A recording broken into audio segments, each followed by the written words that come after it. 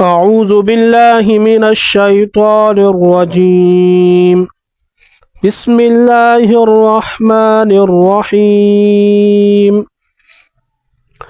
إن الذين آمنوا والذين هادوا والنصارى والصابئين من آمن بالله واليوم الآخر وعمل صالحا فلهم أجرهم عند ربهم ولا خوف عليهم ولا هم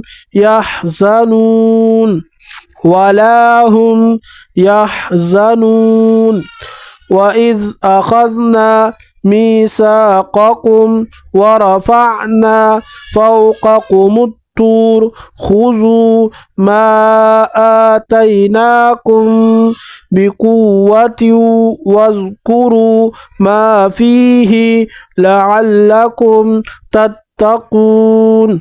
صدق الله العظيم.